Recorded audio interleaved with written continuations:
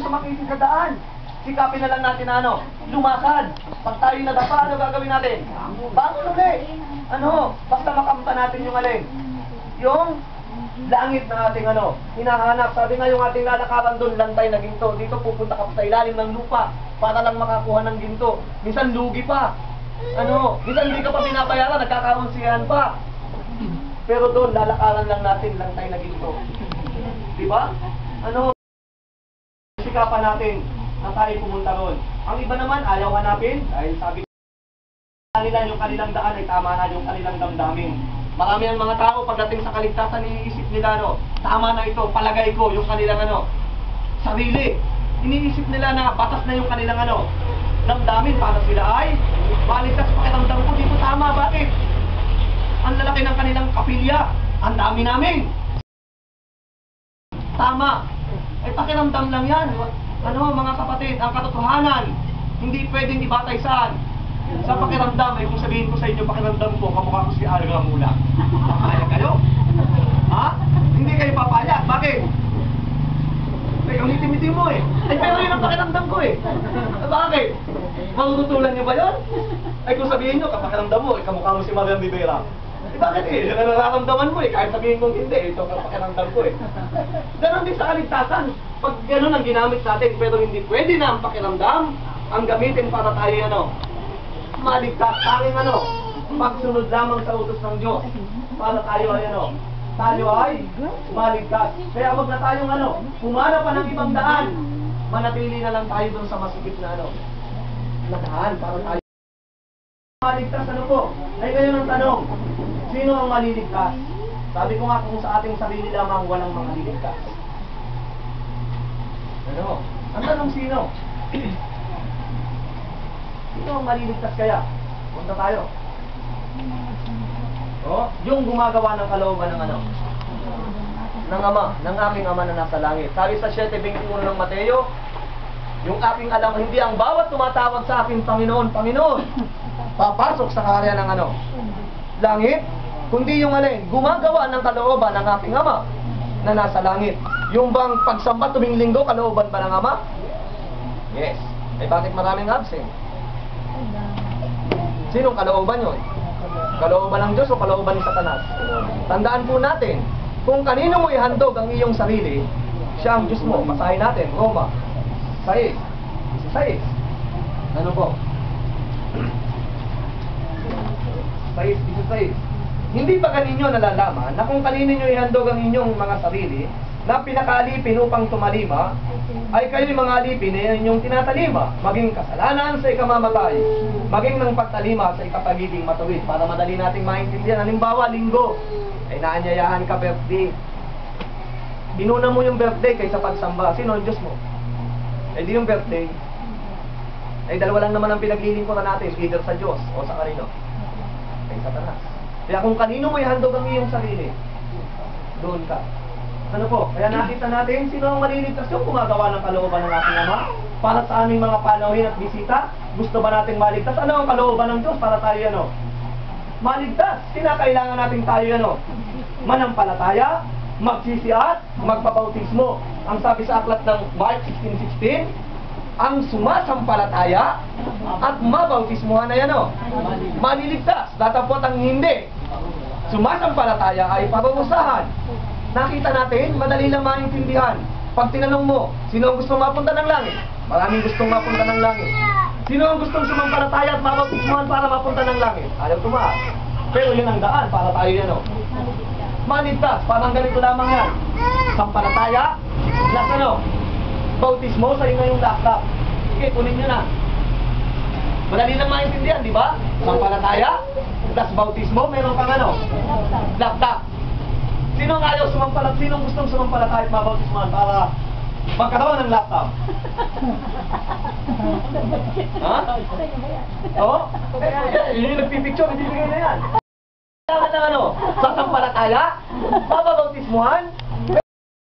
Laptop. Madali lang naman ang utos. Ha? Oh, ito na lang. Cellphone ko. Wala pa eh. Hindi na yung memory. Diba? Nakita natin, sampalataya ulit. Bautismo, tayo na yung laptop. Di ba? Mahalaga ba itong laptop? Mahalaga po yan, 25 milyan eh. Di ba? Mahal yan. Paano, Brad, kung mapabautis mo lang ay kailangan lang ay yung laptop at Hindi pa ko tayo tapos, parang ganito yan. Ang sumasampalataya, nabautismuhan, buhay na walang hanggan. Itong laptop masisira yan eh. Yung laptop, ilang taon lang yan. Isang taon lang yan, hindi na updated yung ano yan. Mga gamit niyan sa loob, mga software at processor niyan. Pero yung kaligtasan ng Diyos na iniaabot, sampalataya, bautismo, buhay na walang hanggan. Doon sa langit wala nang paghihirap. Ngayon sa buhay na ito, hindi ka pa tapos kumain, iniisip mo na uli kung anong susunod na ulam. Totoo hindi. Umaga pa lang, di ba? Problemado ka na kung anong ulamin mo sa pananghalian. Hapunan gano'n na naman, hindi ka pa tapos kumain ng tanghalian. Di ba? Iniisip mo kung ulam, ang problema wala kang ano. Wala kang pambili ng ulam. Pero doon sa langit, wala nang problema. Sino ang ayaw maligtas? Pero maraming tao kaya na tayo maligtas. Madali lang naman maintindihan, inilimbawa lang natin. Sabi nga ni sister, paano kung laptop lang ang gusto? Hindi po tapat yun, sister. Ano ho? Ang taong sumasampalataya at mababautismuhan, ano? Siya at ang Diyos ang nag-uusap nun. Kung gusto niyang mapatawad ang ating mga kasalanan. Dahil tayo makasalanan eh. Hindi tayo pupunta ng ano, langit kung tayo ano. Mananatiling makasalanan, kaya ano ang dapat natin gawin? Magsisi, sumampalataya, mabautismuhan, para tayo maligtas. Sapagkat kukunti lang ang maliligtas. Kaya sikapin natin sa kakaunti na yun, tayong mga sumampalataya at nabautismuhan. Manatili saan? Sa iglesyang ito. Ano ho? Kahit sabihin nila, kulto kayo. Ano ho? Pero sabi nga, patunayan nila na sila yung kulto, baka lumabas sila yung kulto. Ano ho? Mga kapatid, hindi kayo magsasayang na maabang ano, paglalakbay, pagmumutog, madisgrasya pa yung aming kasama para lang umanib sa iglesia na kulto. Totoo yan. Ano ho? Kundi ano, narito tayo para ano, magligtas, may paabot sa mga taong kailangan ng kaligtasan, sa mga kapatid para tumibay at kami tumibay rin. Yun ang purpose ng aming pagpunta rito. Ano po kaya, sikapin natin na tayo ay maligtasan na po. Kaya, ang layunin ng bautismo para mahugasan ang ating mga kasalanan.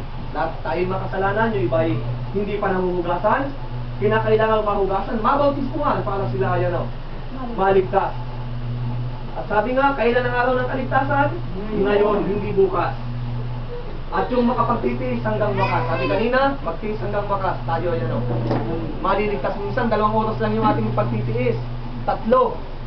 Para nang nalugi saan? Sa alamang. Ano, kaya tinatanong yung mga kapatid, Sister, saan ka pupunta? Doon, sa Samba. Ba't parang ganyan yung tsura mo? Parang ano, nalugi minchik. Diba? Sa Samba tayo, dapat masaya tayo.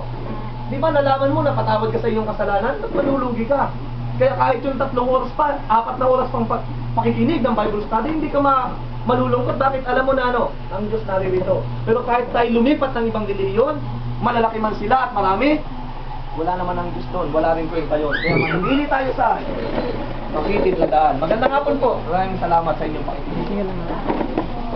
Salamat mga kapatid. Alam niyo ba yung maluwang na pintuan at makitid na daan? Baka maghanap kayo ng daan na maluwang, ano? Alam niyo po, hindi niyo makikita yung maluwang na daan at yung makitid na daan. Ang ibig sabihin po ng makitid na daan, ito po yung sakripisyo, no? Ang pagiging Kristiyano, kinakailangan may sakripisyo ka. At yung pong sinasabing maluwang na daan, yun po yung mga tao na ayaw pasakop sa Diyos. No, sila ang Diyos sa kanilang sarili. No, kaya pag sinabing pag-aaral, ano yung pag-aaral na yan? Ha? Sa, ano lang yan? Abala lang yan sa aming buhay. No? Sa aming panampalataya, kahit magsamba ka, kahit hindi, walang problema. Diba? Ay, bakit pupunta ko dyan sa inyo? Diba? Ang daming gawain, ang daming bawal. Yung sinabing bawal, ito'y sakripisyo natin kasi sabi ni Kristo, kung sino mag-ibig sa akin, pasalin ang kanyang cross, sumunod sa akin. Ako, hindi literal na cross yan. Yan ay sakripisyo. Kahit ayaw mo, gagawin mo. Bakit? Kasi yan ang gusto ng Diyos. Ang hinahanap ngayon ng tao, yung sarili niyan, kasiyahan.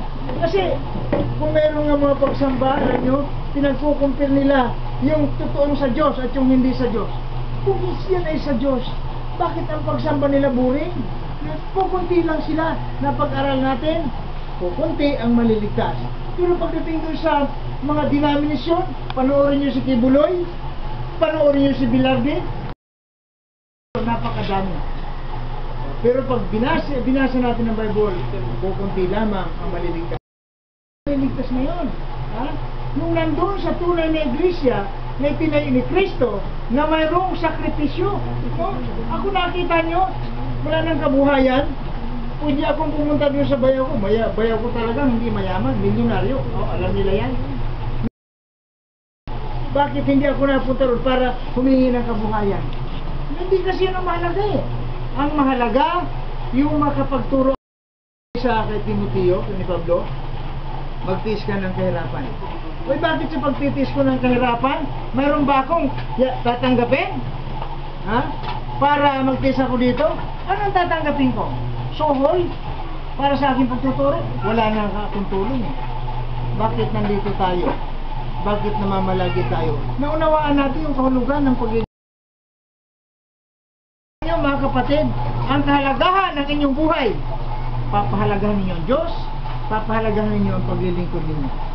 Pero pag di mo na alaman ang halaga ng iyong sarili, kung saan ka pupunta, ay babaliwalain mo ang salita ng Diyos.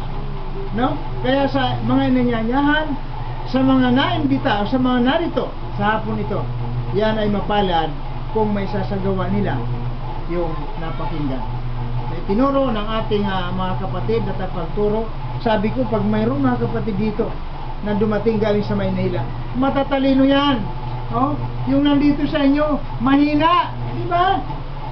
Mahina, hindi katulad ng katalinuhan ng mga dumarating dito. Matatalino, mga nag-aral, mga nagtapos. Ha?